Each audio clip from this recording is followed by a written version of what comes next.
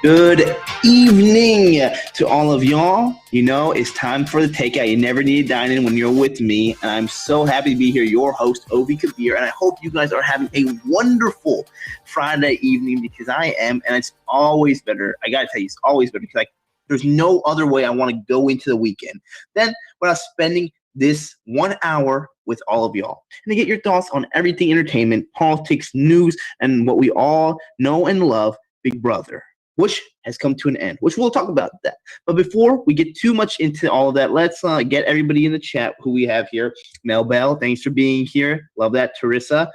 We have a few people probably going to come in as the show goes on, but I am so happy to have all of y'all here with me tonight. So we're going to have a fun night, talk about things, and also I want to hear your thoughts. Let me know how your days, your week's been going on, and what you thought about this finale, okay? And also for all my people who are watching this afterwards, we're talking about the Big Brother finale, okay? And we will also be talking about tonight on this show the Bachelorette. And additionally, we will be talking about The Amazing Race, okay? So those three combined things to talk about all of it. This is our second to last episode of the season. We've had a phenomenal season by far. I've really enjoyed this. And I've really enjoyed the community that we've made here. And I'm excited for see what else is to come. But for the last episode, we're going to kind of maybe do an interview potentially on there. So keep in tune for that. So let's just get right into it. Let's talk about Big Brother. All right. What are y'all's thoughts on this finale? It's so strange to be like every week we talk about it in 90 days. You know, one of the longest running shows out there that is consecutively like live. You know, a reality TV show that usually does not go for that length of period. Especially there's no show really like that goes live. So we are a unusual fan base, a specific fan base, but we are a dedicated one to be able to watch 3 episodes every week for 90 days plus. Okay, so it was kind of bittersweet, but also I guess some satisfaction to know that it's finally done, right? Because this season, you know, we're all very honest about it. It's been kind of a slog to get through. It's been tough. It's been a slower season than usual, because we've discussed that multiple times. The reasons why is usually because there really was no opposition. There was no power changes, so we just saw kind of a one-sided win. But also, we saw a deserved win. And I think this finale was the best episode of the season, actually, because it gave us kind of what we wanted to see. We had a few surprises, and we saw what I believe is a very deserved winner, which I'm going to skip ahead, and because we all probably know who it was if you've watched now, because if the finale was Wednesday, if you're watching this right now and you haven't watched the Big Brother finale, you might not want to watch this if you don't want to get spoiled, but there's probably no way you're not spoiled at this point. But it was Cody, right? Cody Calafieri. And the man who controlled the season from day one. And he was able to win this whole entire season because though he won 4 HOHs, he basically was the HOH every week because he had that many ties.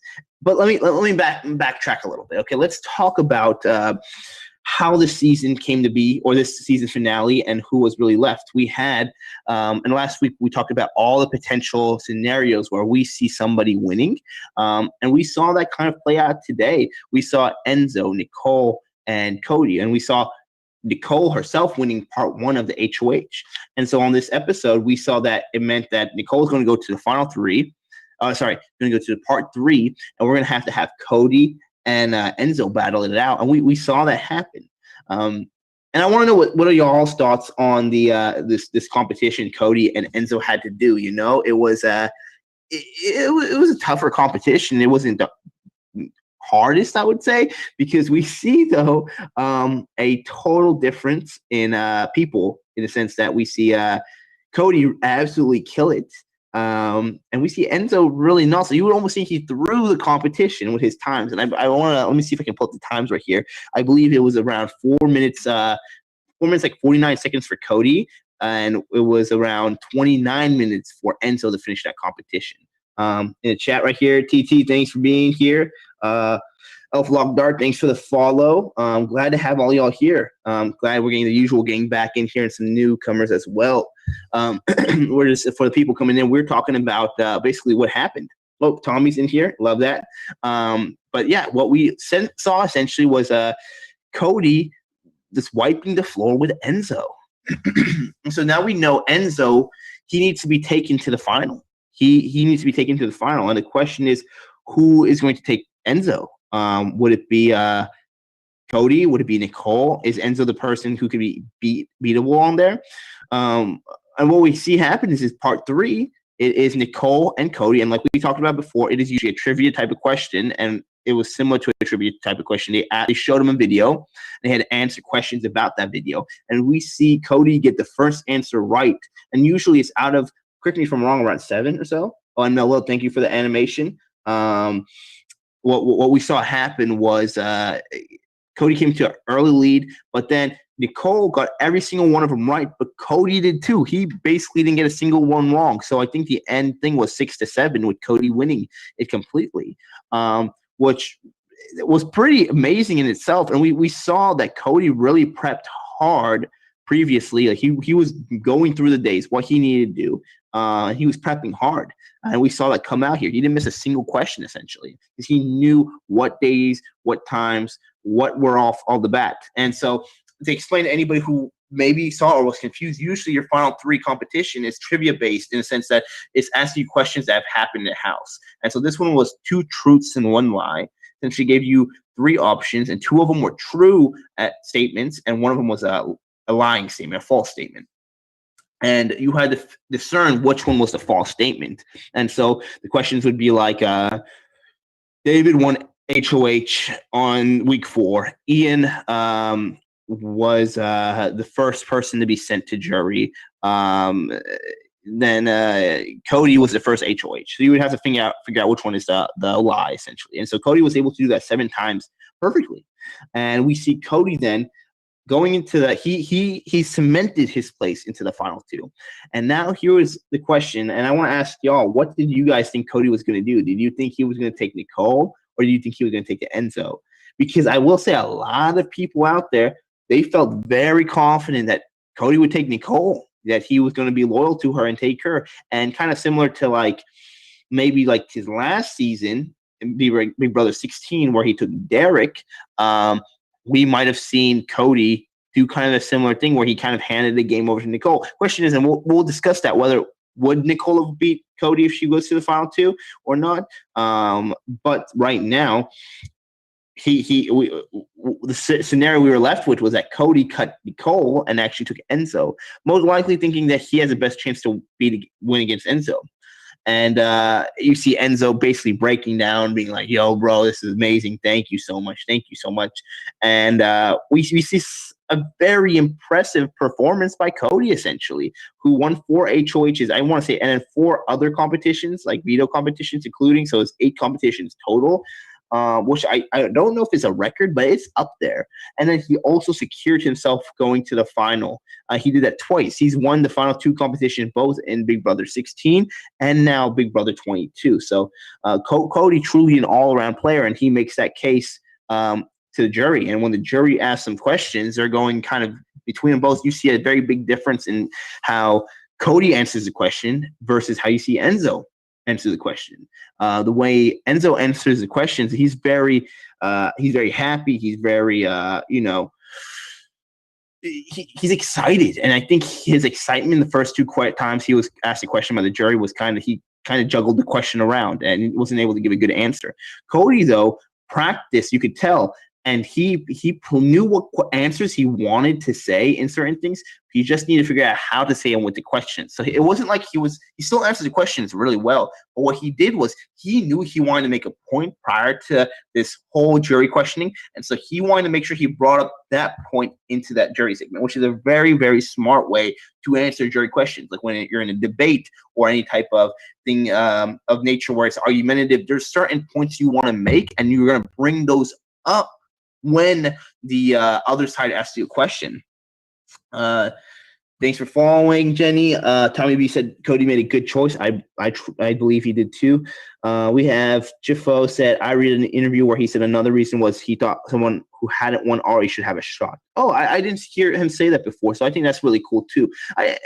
I think it also meant a lot to Enzo that he made it to that final 2. I think it means more to Enzo probably that he was able to make it that far versus if Nicole got there again. But yeah, what we see Cody do is that he has pre-selected answers or points he wants to bring up, and he does that within the jury question. So something like, if I have a point that I want to make sure that people know that let me see, Mel Bell is the greatest person alive, and then Tommy B asked me, Obi, what's your favorite food? You know, and I'll say, well, my favorite food is fettuccine alfredo. I love Italian food, but also my favorite person, the best person in the world, Mel Bell, probably would disagree with me and say that her favorite food is chicken wings. You know, I'm just throwing things out there. So what I'm trying to use as an example is that what Cody did, he had examples he wanted to pull out, and he was able to take those examples and answer the question with them. So it was a much better example than I did. And in fact, I was wrong. Mel Bell's favorite food, as she says, is shrimp, which is a good choice. It's the only seafood I like. What we see is that that's what Cody does, essentially. And he does that really well with every single jury time. He was able to show them that he was the more well-rounded player. Yeah, and I think somebody mentioned it. CHO says the jury answer showed how, on the final HOH, that he was a lot smarter than the edit made him seem, which is very true. And we've talked about that extensively on here because we know that Cody actually is a quite smart guy, because the competition he's won and the speeds he's won them in, like a lot of these memorization, logical competitions, he's excelled at. And somebody who is this like dumb jock or like the stereotypical just like athletic guy, they're not going to win all these type of questions or these competitions, and he does. And additionally, is that he later on in post interviews talks about his whole strategy, and he really had an idea of what was going on in the house and what he had to do to neutralize any potential threats that would come at his way. Cody was a very smart player, very strategic, and he adapted very well in the Big Brother house. He adapted it well enough that he didn't have to adapt, if that makes sense. That like he planned things out. So Cody's a very intelligent guy, and I think it showed specifically in those jury questionings because he was so articulate. Like Cody spoke very well in those. I think it really showed well, and it was kind of a stark contrast to Enzo, who I'm not saying didn't speak well, but Enzo was, I think, I don't know if he was prepared to be in the final two in a sense that he was so excited, and he showed with his questions or his answers, and I think it worked both ways for him, good and bad, because I think people really appreciate that he wanted to be there, but also it just was contra Cody, who was very direct about things, versus how Enzo, it took a while to get to the answer. But I don't want to take anything away from Enzo's game because he played a phenomenal game, a really great game, and we know the results is that Cody ended up winning 9-0. But Enzo played a great game. The issue is that his great game was going against somebody who played a perfect game. And so it doesn't matter how great your score is, that perfect score is going to come out on top because Cody was able to sway everybody, a unanimous win in the jury. And the only time somebody has done that before is Dan. Correct me if I'm wrong. He is Dan. And so another thing which is crazy is that Cody's record now for playing the Big Brother is very similar to Dan, and Dan Giesling, one of the legends, arguably one of two best players in the game next to Dr. Will. And Cody came second his first time, won his second time, and Dan came first in his first time, came second in his second time of playing the game. So we saw that Cody really put a lot of work in his game, which people are mentioning in the chat, and it showed. He really, truly deserved to win.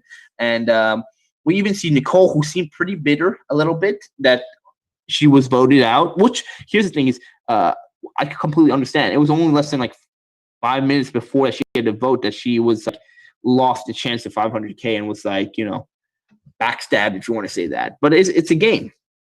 Hey, Nikki Nicole, glad to have you in here. I think it was just really it was a phenomenal performance by Cody to be able to do all those things he wanted to do. Like he was able to coach it, and I think he was really well at condensing all the things he did over 90 days within arguably like 7.5 minutes.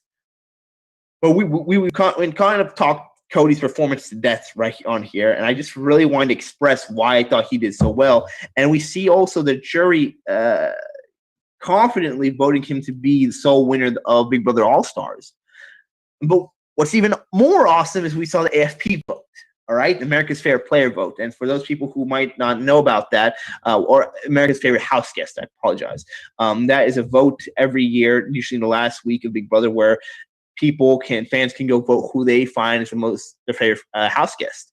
And this, you have to be a CBS All Access member, so it's a good way for them making people sign up. But additionally, you can vote 10 times a day, so you can change those votes, put it to different people, whatever. But that's kind of the whole gist of it. And what we saw was the top 2 vote getters for America's Favorite House Guests were Tyler, who was run-up in Big Brother 20, and also the AFP of Big Brother 20, and then Devon, who was in Big Brother 16, Big Brother 18, and 2 seasons of the challenge, and now Big Brother All-Stars. She won AFP. And there was a huge concerted effort we saw online, social media, Twitter, Instagram, so on, etc., for her to be America's Favorite House Guest. Because we say that, I always say that America's House Guest can be whoever you want it to be, the most entertaining, the best player, whatever you want. It doesn't matter who you are. You could be the America's Favorite House Guest if you resonate with the fans. It's really cool because I think everyone's judgment system on who they believe is their favorite player or the best America's House Guest is contingent on how they feel about it. There's no standard, right? But I thought it was amazing that Devon was the winner, just because we see a huge rally of people come behind her for after she gets voted out, and they really want her as AFH or AFH. Oh wait, it is AFH. AFP sounds so much better because it rolls off the tongue, but AFH I guess sounds okay. But yeah, Devon wins it, and it's pretty historic because, and I tweeted about this earlier, so I'm yawning a little bit. Let me drink a little Coke Zero.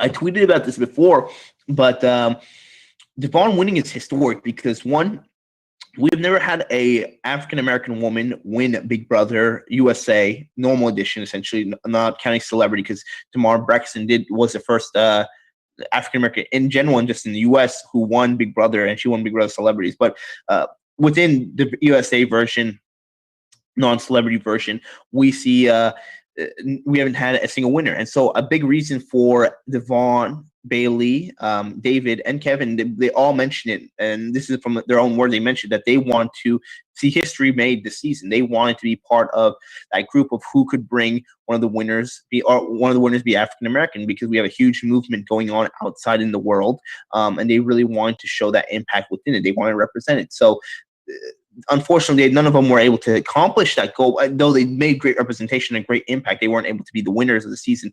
But we have never had an African American person in general, not just a woman or male, but in general, win America's Favorite House Guest. She was the first one, which I thought was a sad fact, but also a really awesome fact, because I sad because I feel like it shouldn't be a reason, it shouldn't be an issue, but it makes sense because you haven't had an African American make it past the jury segment within guys and girls many times very far at all. The statistics are very low, and that's a separate conversation. We've had a lot about how that needs to change. We need to have players make it further in points in the game, and there might be some actual issues, systematic issues within the game that causes that to happen. But we never see anybody be America's Favorite House Guest who's African American. So Devon was the first person, and I think that was a huge testament of the things going on outside in the world, the way the fans want to see the show work, and it's a reflection of society. But more than anything, I think it was really cool because I saw such a rally. I saw such a direct rally for Devon to be this AFH person, because we saw people tweet, write, all this stuff, but I just wasn't sure if it would really correlate to voting. You just never know. I wasn't sure, but we did see it happen. And I don't know the numbers exactly, but from what I heard is that there was a million gap or a million total. I don't know. I just saw the word million within Devon's voting. So she got a good sizable amount of voters. And then we see in second place is Tyler, which I was really happy for him because I love Tyler. Tyler's a good friend of mine. And I think it's a good way for him to also realize that, the fans still have his back, even though in a season where he might have from some people's minds, underperformed because his mind wasn't completely in the game. He had a good chance of winning the game if he actually was fully in it. I think still him coming out with being second in the AFH, I think that's really awesome. And somebody said, I love that Devon was generally shocked that she won. She wasn't playing for it. She just was herself. Exactly. We see many times players really trying to fight for that AFH. They really want to be the America's favorite house guest. And they do, they do antics. Sorry, I've been up so late today. Or I've gone a little sleep. And hopefully this weekend I can get some sleep in. I didn't even take my usual nap today, and I'm turning into grandpa. Now I'm taking a Friday day nap after work, but now that's me essentially. But I didn't take it this week.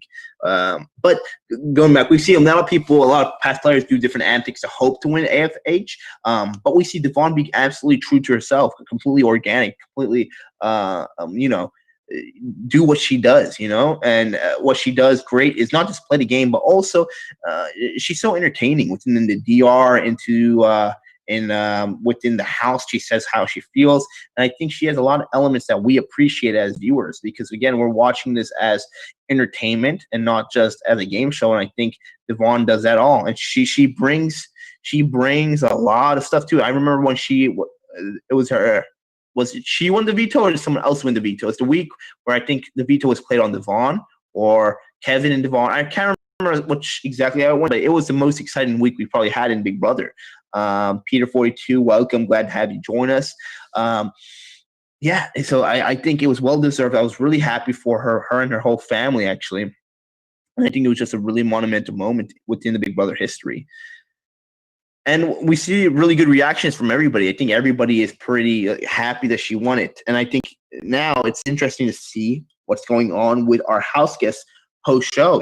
How do they feel? What do they think about it? And I've been looking at interviews. I've talked to David. Actually, we went on a few phone calls, trying to get him back into the real world. Talk about hey, what's going on?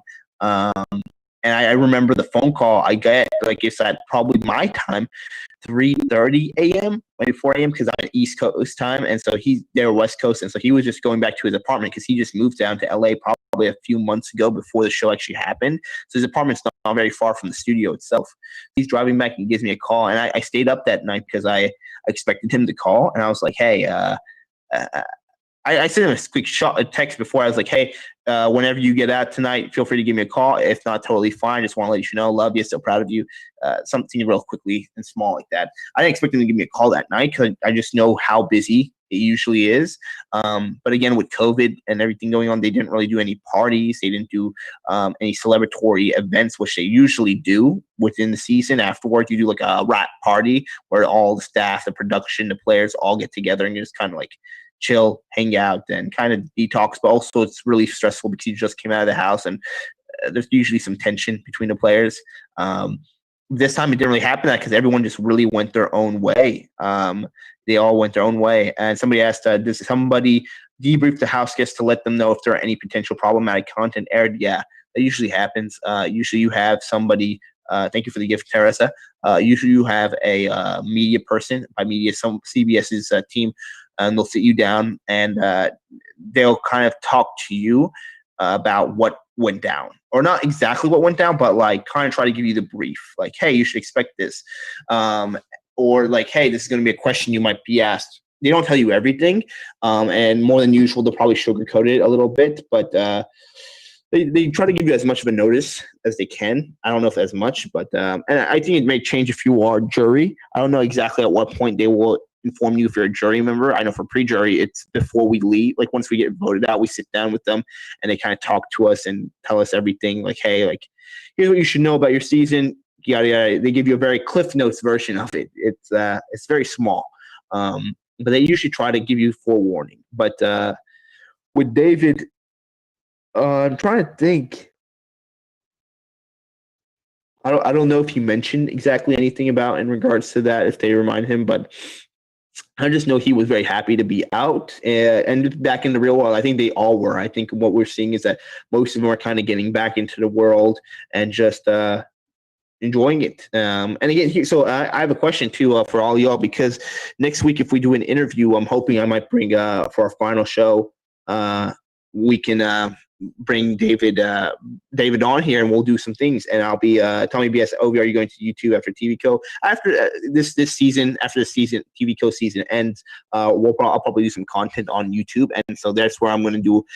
We're doing an interview, exclusive TVCO interview, and then later down the line, I'll probably do a video, and I'll post that on YouTube as well with David, because I asked a lot of people to send me questions that I want to ask David, so I want you guys to get into that. And then on a TVCO one, that will be basically for y'all, for the community, and kind of a good wrap up, I think, because we've talked about David so much on this podcast that I'm hoping that we can literally ask him questions and go down the line and have you guys talk to him, because I know you guys would love to do that.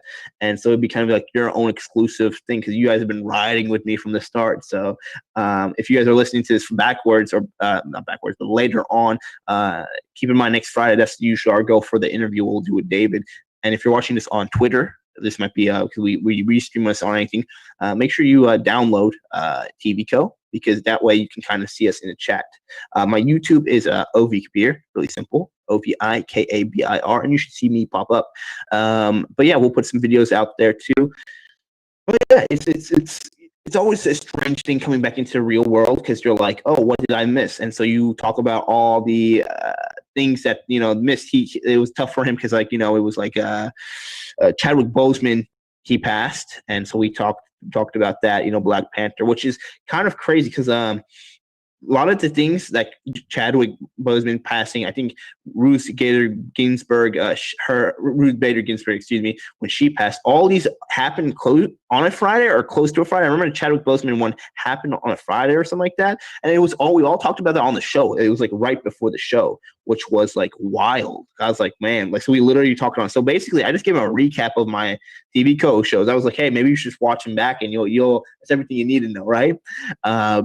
But yeah, that was we went through there, the Lakers winning that. Then we talked about football. So just really trying to get him back to speed on things. And so I know he appreciated it. I didn't want to, when somebody comes out right after the season, you want to try to avoid talking too much game with them, I think, or like going through, unless they ask. Sometimes they want to ask, but also you need to put the brakes on them. Be like, hey, let's chat about other things, because they've been in game mode for so long. You sometimes just need a debrief from other stuff. And even when you're in the jury house, it can be strange, just because you're it's people you played a game against, and now there's no game to be played. You just have to wait there. And so personalities might change. Maybe you just don't mesh, or maybe some things that happen within the house you can't let go of. And so I think we'll talk more about that extensively within the next week or so. But I'll let the other house guests, the actual house guests who are on the show on All Stars this season, be the ones to kind of tell their stories. I don't want to tell their stories for them. But I imagine that you're in there for let's see. If you're the 9th jury member, and there's 9 more with you, I mean, you're in there for about almost a month and a half to 2 months, sometimes in that jury house. Just a month and a half, I think. There's nothing to do anymore in there sometimes. You just relax. For David, he talked about he worked out a lot. He just relaxed. He enjoyed himself, and he just chilled. So that was kind of a relaxing moment for him. But and from my understanding, he's about to go back to work probably not this next week, but the week after that. He's ready to get back to the real world. And the real world, though, is still pretty different around here. But yeah, I think he was ready to go back into it. And I'm excited to see what other house guests do. I saw Enzo, a video of him hugging his family, coming back, and that was really sweet. I was really happy to see that. I saw Nicole putting on her story when she saw Victor. And then I saw Angela and Tyler reunite on their stories, and he was telling me, sent a message about that. But yeah, it's cool that seeing him come back to. And I think if you guys are on the Big Brother Reddit or any type of Reddit with Big Brother, I think it's the only one on there. But you see people like, man, now what do I do? It's off season. What do I do?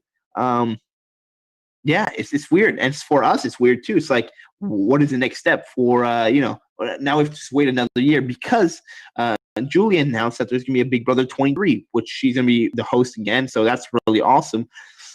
And then I guess my question arises: that is there gonna be a season? Is there gonna be a Big Brother winter celebrity season or what's going to happen there. So we don't have any news on that one. Would be great if there was, so we can talk about that more on TVCO. But it looks like the next season will be next summer. So that's a long time between then or now and then. So we're going to be trugging along. But the cool thing is that there are other shows that can help you get through, which we're about to get into. Great segue, right? But that basically recaps the Big Brother season. Is that we had a very deserved winner, Cody. We had a bit boring season, and I'm curious to see where it ranks. And I want to ask you guys, where do you think it ranks in your all-time favorites? Because I think for me, it's going to be tough because we'll have to watch it back, or not watch it back, but we're going to take some time retrospectively. But it falls probably in the bottom of seasons for me, just of gameplay in the sense that it was really boring. CHFO said, would they have had a chance to vote by mail from their house, or would they have had to go back to their home state by Tuesday? That's a good question. Are you asking if they can vote from mail from the house in the Big Brother house, or would they have to go back to their home state by Tuesday? I'm guessing. I don't know actually. I'm glad you brought this up, because I think David's first post he did on Instagram on his story, he is him talking about like, hey, thanks so much for the support and go vote. Like that was his little first thing. And so I think I don't know what his state or California is their early voting, because early voting is done right now in my state in Tennessee. So CHFO, you're Canadian, not sure really how it works, but you see a lot of early voting is So early voting is it starts 3 weeks prior to voting and ends 5 days prior to voting. I think 4 days prior to voting. I want to say it went from the 14th to the 20th. Yeah, it went from October 14th to 29th. So it's 15 days of early voting, which it's easier to early vote, or you can vote in certain polling stations. You don't have to even go to a specific polling station. You have multiple ones usually you can go to within your precinct. But then also there was absentee voting, so voting by mail, and so that. You can still drop off your vote, even though I would suggest you drop off your ballot into a place instead of mail it out, just because different states are having contentious issues. And we can actually, I wish we kind of talked about that earlier, because that would have been a better serious thing to start off with and then go into entertainment stuff. But this was too entertainment to not talk about it. But there's a lot of controversy going on with ballots and absentee voting, and we'll probably need a smarter person than me to explain that to you, CHFO. But more than likely, if the House guests, they probably will have to vote in person on November 3rd, because they won't have time to vote, unless they could request an absentee, because you have to request absentee voting. And if they didn't request it, if their state requires them to request it already, then they probably didn't have a chance. Some states, I think you still might have time to request it, but it varies state to state. And then also the reasoning for why you need to vote, like absentee, vote by mail, varies from different states. Some states will not let COVID be a reason for you to vote by mail. There has to be another extenuating reason. So, I just know that David Doe is voting on November 3rd, I believe. So I hope the other House guests go out there and vote, and they are able to do that. I don't know how we got into that question, that whole thing. I love when Big Brother, though, and voting combine, because you guys know how passionate I am by voting and politics. So it's good when those two worlds mesh. But we're seeing a lot of alumni actually, in fact, talk about trying to get the vote out, and I think it's really important. And I'll take this moment right here to let you guys hear that if you haven't voted yet, I think you guys really should. If your state is still allowing early voting, mine ended on the 29th. Yesterday was the last day for Tennessee. I don't know about your state, but if you're an American citizen, again, if you're Canadian, you shouldn't vote in our elections. That would be voter fraud, actually, and you would get in trouble a lot with that. But if you're an American citizen, if you haven't voted yet, I would really suggest that you do. November 3rd, it's going to be the polls, and it might be a crowded day. Wear a mask, go out, vote that day.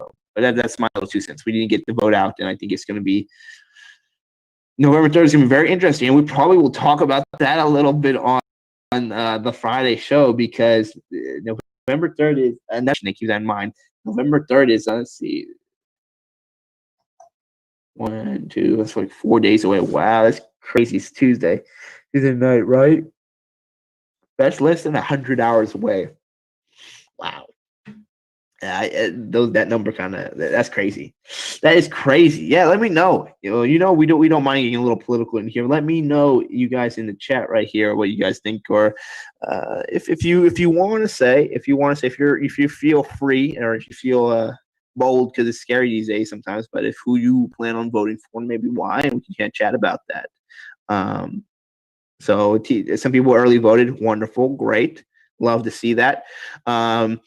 But moving on from there, from voting, we can always revisit the voting conversation tonight. We're going a little over the place, but let's talk about the Amazing Race. This is the most recent episode. Who all caught this? We usually have somebody in here that's a friend of them, but I don't think they're in. It's Top Gun Phantom. I don't think he's here today. He's a usual of ours, but we saw this episode was probably one of the most enjoyable episodes I've seen of the Amazing Race for such a long time.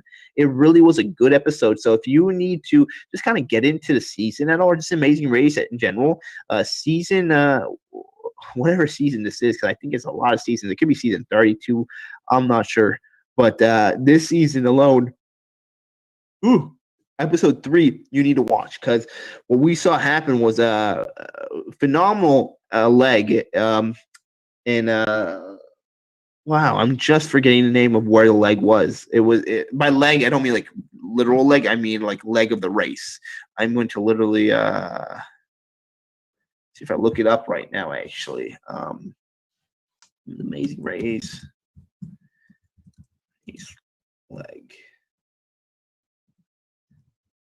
I want to say it was Panama. Was it Panama?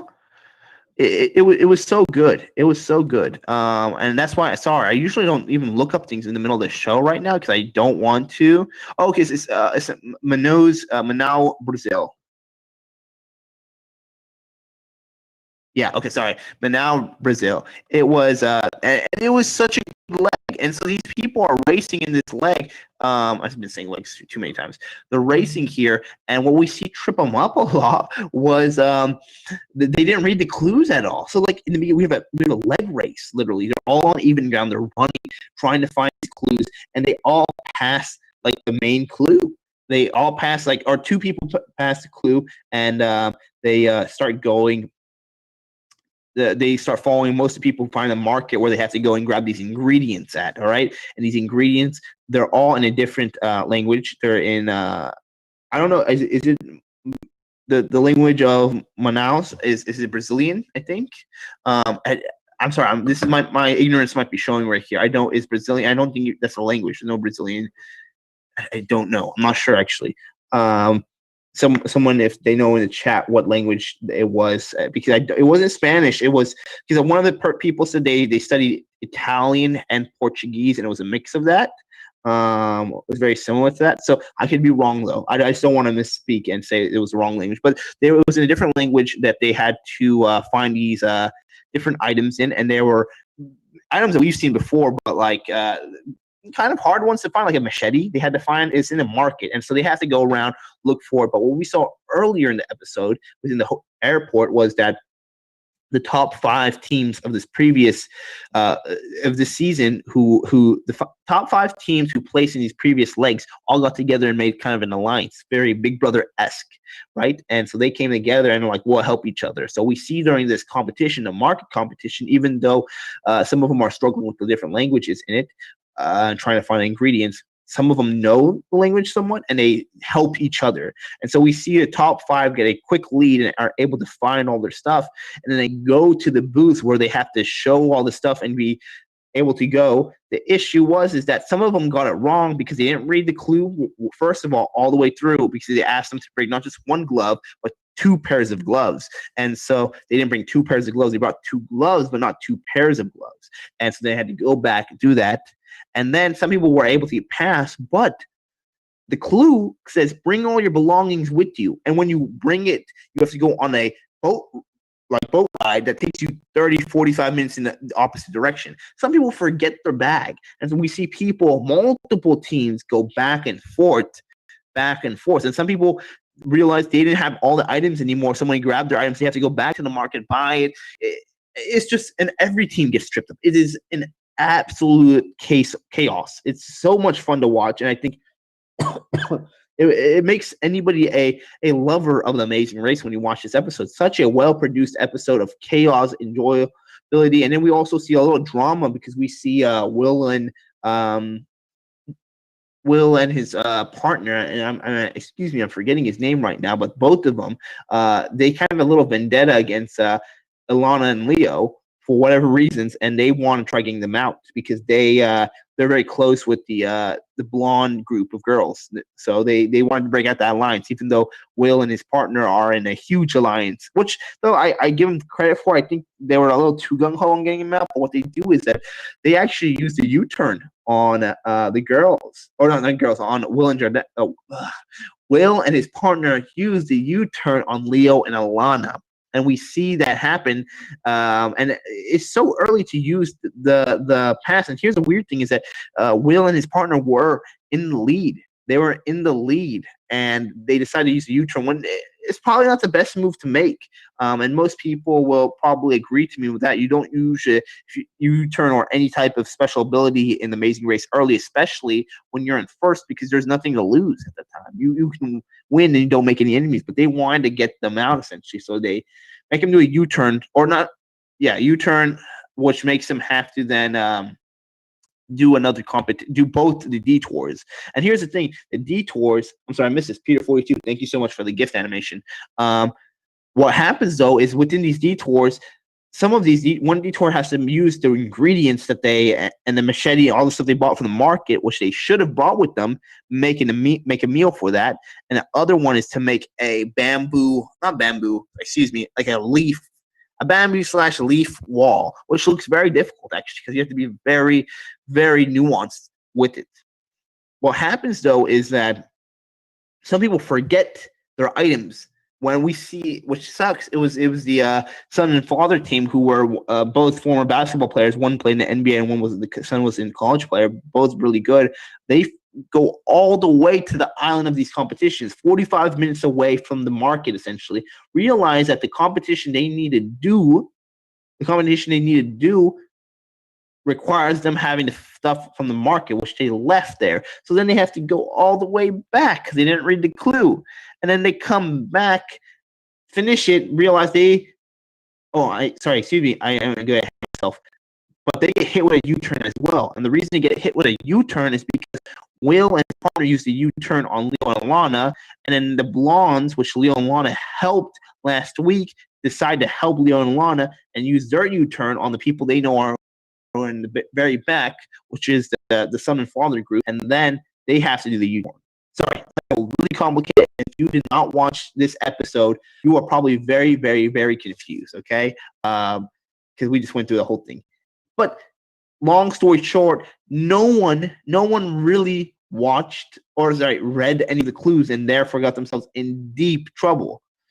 And then Will and his partner won. I keep saying Will and his partner. I feel really bad. I really want to know his partner's name, and I'm forgetting his partner at all. So that is our recap for the Amazing Race, an incredible episode of the Amazing Race. And someone mentioned, I don't know why they would do it when another team can also U-turn, so not a slam dunk that the team will go home.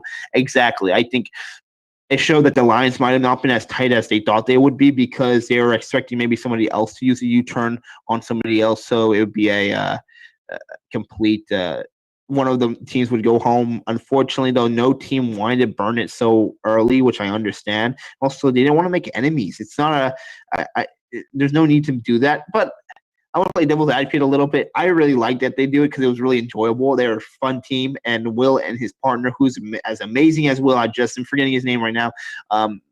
They did really good. They did not really good, but they're really enjoyable for me to watch. I know a lot of people get upset at them and are like, "Oh man, they're villains" and stuff like that. I think they're really fun to watch, and I think I hope they go far. And I like this messy type of play. I like the Amazing Races playing better Big Brother than Big Brother did the whole season. There's more drama on this season of Amazing Race than there was on Big Brother. Now, speaking of drama, let's talk about our final entertainment show, The Bachelorette. How many of y'all have been keeping up with this season? Because it is absolutely nuts. This season is incredibly nuts. And here's the thing: is I never thought I would be on a show like this and talk about The Bachelorette and like recap it, talk about it.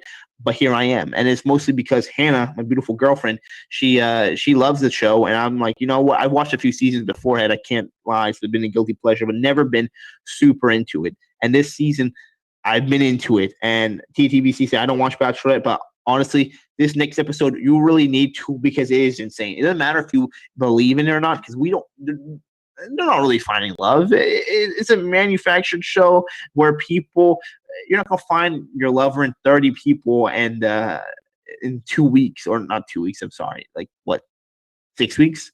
It just won't happen. But this season is so crazy, and I want to explain the parts that I think anybody could get who doesn't even watch it. So crazy is that the lead, her name is Claire. She is on this season to find love, right? She has 30 plus men there for her. By day 4, she has fallen hard. She has fallen absolutely hard for one of the men named Dale. And she's fallen so hard from that she doesn't really want to talk to anybody else. She's sending everybody home other than him, and she's not giving any time to anybody else. They have a group date where they take like 12 guys together, which in theory is really bad idea. Is take 12 guys and one girl like a date, or vice versa if it's a bachelor.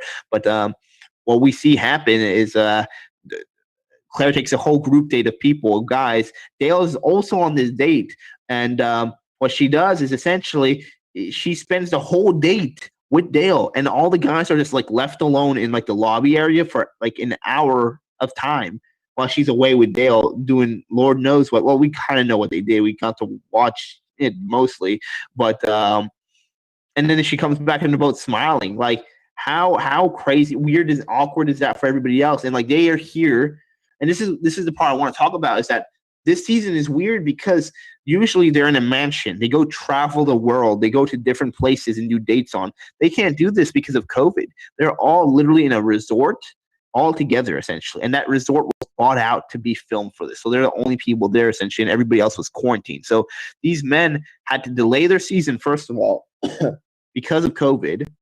Then they also have to go on quarantine, double the time they would have had to spend in sequester, essentially, for the show. They leave their families, do whatever, all that stuff, all in the hopes that they can have a fair chance to maybe get to know this woman, this beautiful woman that they're interested in. And by day 4, she has decided what she calls is her fiance. And these guys had no chance, no shot. And then she also gets upset at a lot of the guys for not putting enough interest or intention to her, though they are.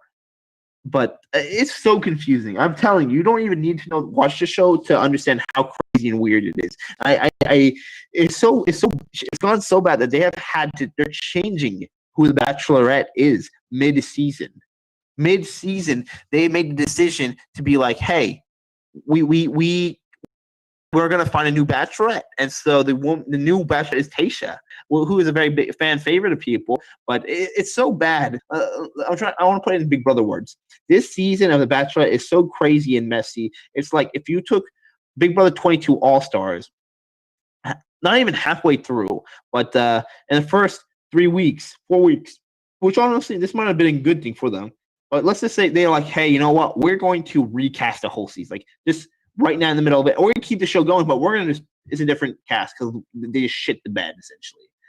That's really what has happened with this season. So this episode, Monday, I want to say, of The Bachelorette, if you have the chance, I would just catch it because I think it's going to be a lot of fun drama. Honestly, expect unexpected on The Bachelorette. Great, CHFO. That is a great term for him because this season is absolutely crazy, and it's been very fun to watch. Like just as a viewer itself, I'm like, wow, this is such good guilty pleasure entertainment. So I'm not going to recap too much anymore of it because we don't have as many viewers who've watched this show in here. But I'm just saying it's very fun to.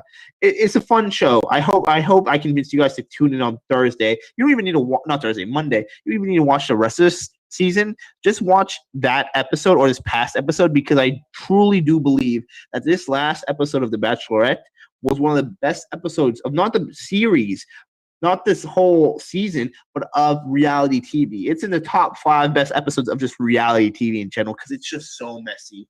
It is so messy and so dramatic, and so it's like this episode is like a antithesis, a conglomerate, a whole culmination of all the reasons why this show doesn't work, why the show isn't a very good show. It just goes by. It just shows that this process doesn't really work, and here's why. So I have thoroughly enjoyed Bachelorette, and it is now my guilty pleasure, and I'm going to go through this whole season to watch, because also there's no more Big Brother. We don't have any more Big Brother, so we're to be just chilling, right? We're going to find any other guilty pleasure to watch, because let's agree, we're all fans of Big Brother, but it is also a very guilty pleasure show. We understand that it is what do you make it, right? So that concludes our reality TV recaps of everything that's gone on. I'm very sad, honestly, to not be able to recap Big Brother anymore, because we're done. But I'm excited to see what's comes, and I'm also excited to be able to ask David some questions and have you guys ask him some questions too. So for our last episode of the season, we're going to try some awesome takeout food. I know we've kind of skipped that a few times, so I want you to let me know what kind of food you want to see me try, and also want to see David try. Okay, I think it'd be kind of fun. We might not be able to get like specific foods, but we can in generalized foods, spicy wings, things like that. So you want to see him rate, and then we're gonna try and ask him questions and see hey, what I already have a handful of questions I want to ask him that I'm ready to ask him for y'all. But if you guys have some questions that you want to ask David and get his thoughts on this season, feel free. Again, we're going to keep him kinder than meaner. But I'm pretty confident this group of people within this community are pretty kind people, and they usually are very respectable about those type of things. But that's really everything we got for tonight. Do we have any questions? Anybody in the chat? Well, again, next Friday, 8 p.m. will be our last show. So excited for it. Excited to wrap everything we've done and just celebrate this great season of the Takeout, and also celebrate this not so great season of the Big Brother. I'm hoping that we have a lot more for it. And again, we have some previous episodes on the Takeout. Actually, I want to say it's episode 2, maybe, or is it episode 3? Go back and check. That's when we talk about auditioning and how you make your best audition tape. And this is the best time for you guys to audition. Send in those videos. I want you guys to be able to be on the show that I love, and I know you guys love too. So I want to see you guys be on that TV screen so I can support and be the one to be your stands, and watch your guys' future TVCO show and watch all of that going on, okay? So that would be a lot of fun to be able to root for you guys. So please apply, send a video in, and if you have any questions on hey, how should I make my video? What should I do? Watch that video, TVCO episode 2, I want to say. And then afterwards, if you still have some more questions, send me a DM on my Instagram or Twitter. We have them checked right here. Right here. Yep, right there. There's my Twitter, and there is my Instagram. Feel free to send me a DM on either of those platforms, whatever you feel comfortable, and I'll chat with you and try to figure out the best way that you should apply. By best way, I mean the best way to pitch yourself, who you are, how to put that in an audition tape and condense it into 3 minutes. But we've covered everything tonight. I think we've had a good night. We're going to probably end this show tonight a little early because there's really not much more to talk about without droning on. But I just want to thank you all for tuning in. And this has been such a fun season. It really has. I really love to talk to you guys about all these type of shows. So, actually, this is the last episode we're talking about these shows, really. The next episode is going to be an interview, really. So, it's just been a very cool culmination of being able to come here every Friday night and just talk with y'all and just kind of get your thoughts and share my thoughts with you guys too. So I've really enjoyed that. It's been fun. So I'm going to sign out right now. As always, no need to dine in. Grab your takeout here with me, your host, Obi Kabir, here every Friday at 8 p.m. Eastern. There's no better way to start your weekend and also end your Friday night here on the Takeout. So I hope you guys are doing well. Take care now, and I'll see you guys next Friday for our last episode of the season.